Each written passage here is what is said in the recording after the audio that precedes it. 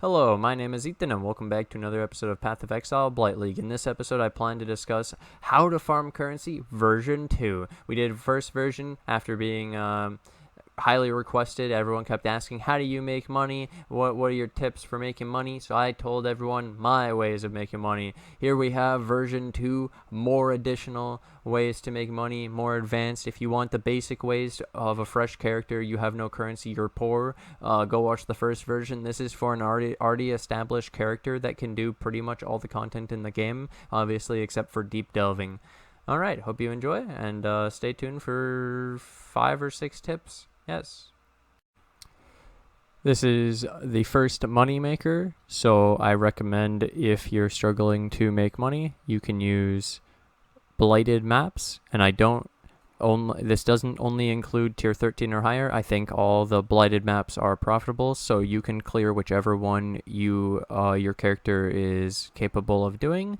You can use chisels on the map to add 20% quality, and I recommend teal oil because it only costs about 1 chaos per, and it's pretty cheap, and the outcome is a good result. So all you have to do, get your blighted maps, chisel them to 20% quality, add 3 teals, and run the map. Enjoy your loot and easy profit.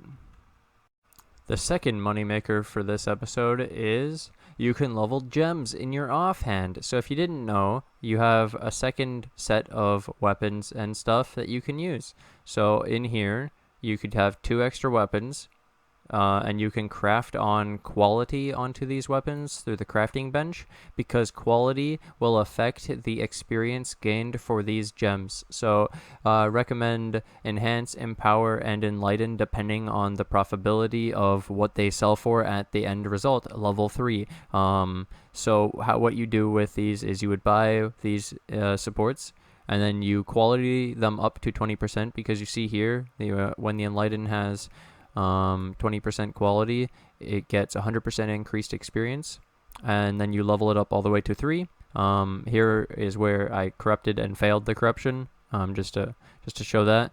The other options are to level meta skills that people use and are trying to get to level 21s or 23 quality, level 21 or having 23 quality. So you could level up summon skeletons, or raise zombies, or raise specters, or animate guardian, and then you take these, and when you get them to level 20, you would vendor them with a gem cutter's prism, because when you vendor a level 20 gem with a 1 gem cutter's prism, you'll get the result of being a level 1 gem with 20% quality. It'll get a free 20% quality for 1 gem cutter's prisms and the level 20 gem. So then you can re-level up the gem again, and so you've just created free 20 quality across all 6 gems for 1 gem cutter's prism each. And then you also will have 20/20 of each, which at minimum should sell for like 35 to 40 chaos. So you convert your experience that you're gaining into currency. Money maker number 3, crafting. Crafting can be very profitable in this game. I will show you a few examples of how I made a lot of money. This isn't the ultimate examples of everything, but and it's not a guarantee that crafting will always result in a profit. It is just to show how crafting can find niche spots in the market. So basically, I was looking at when I was trying to balance my necromancer and compete with the dude above me, he was using a bow, and so I looked at how you get his bow. So you would buy an eye level 50 6-link short bow, which is out of a div card. So they cost 25 chaos for a 6-link short bow. And then I bought faceted fossils, which are half of an X. And so I bought 26 faceted fossils and about like 10 bows, or 14 bows or something. And so I made this bow 10x, this one 2x, this one 9x, this one 14x, this one 8x. This is literally just one faceted fossil and a resonator, and I crafted bows. 11x, 3x, 3x, and now you question, okay, but are these going to actually sell? And the answer to that is one of them has already sold for 11x, and my total cost for everything was only 13x, so I'm near profit. We also have this one, which I might use in a build that I'm planning, so this is pretty cool. It has +4 See, the fact that you can get +1 to level of socketed intelligence gems, and you can also get strength, it's really, really broken. So you can see we have dexterity, and then dexterity, strength, dexterity. It's pretty OP. I think this one didn't have a... It doesn't have intelligence yet. It has the strength instead. So, pretty interesting. Very cool.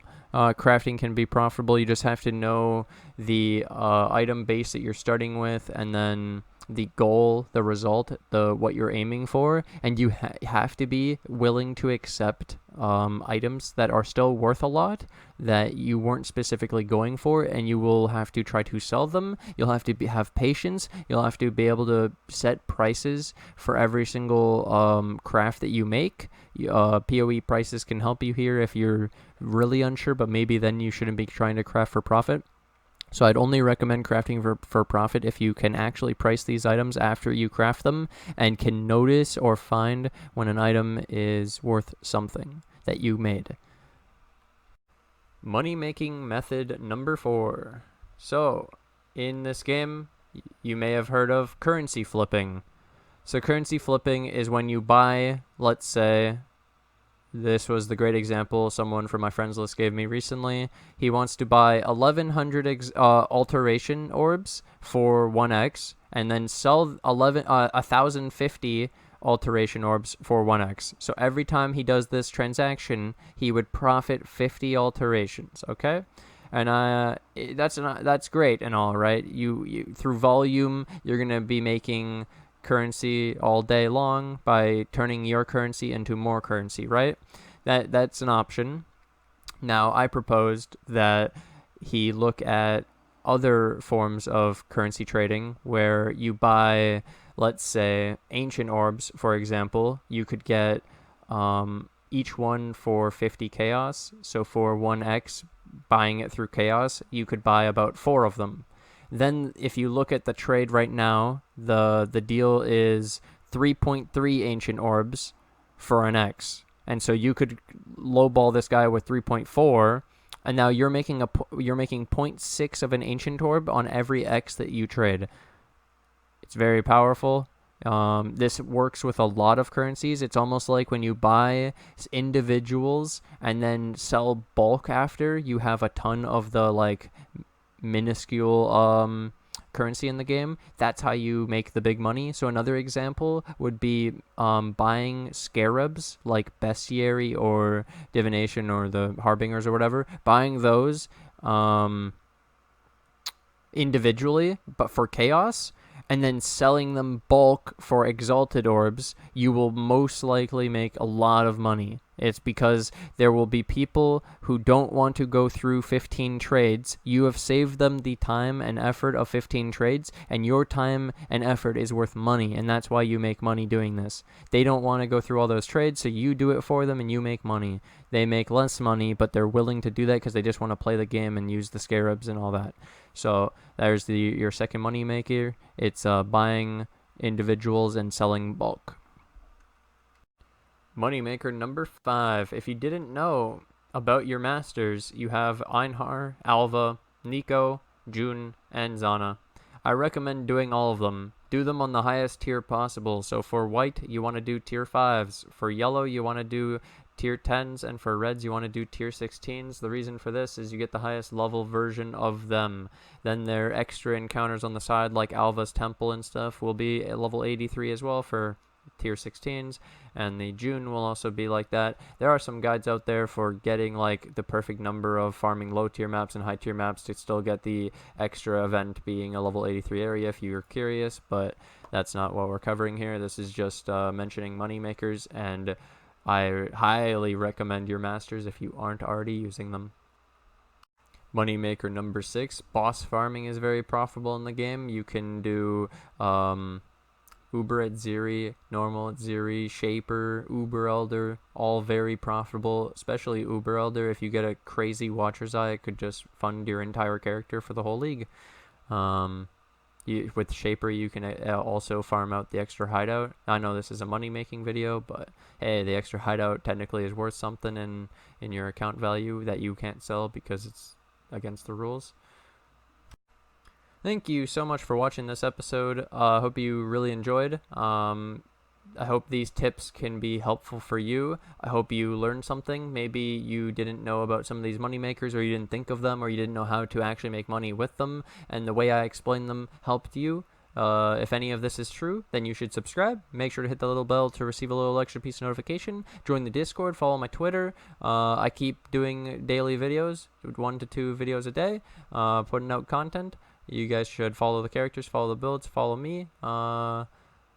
You guys can support on the Patreon. Thank you to the Patreon and YouTube members. I added Steven. Hey, let's go. Patreon supporters are White Wolf, Tridnix, Starscream, and Steven. And then our YouTube members are Garbar, Diverboy, Tridnix, White Wolf, Farkbone, Kirby, and Jun. Thank you guys so much for all your support through Patreon and YouTube members.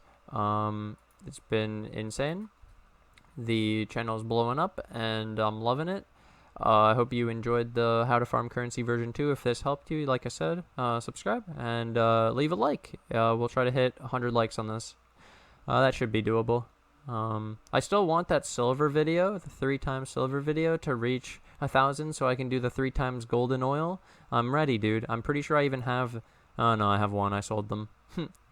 I always I farm them. Anyways, hope you guys enjoyed, and bye!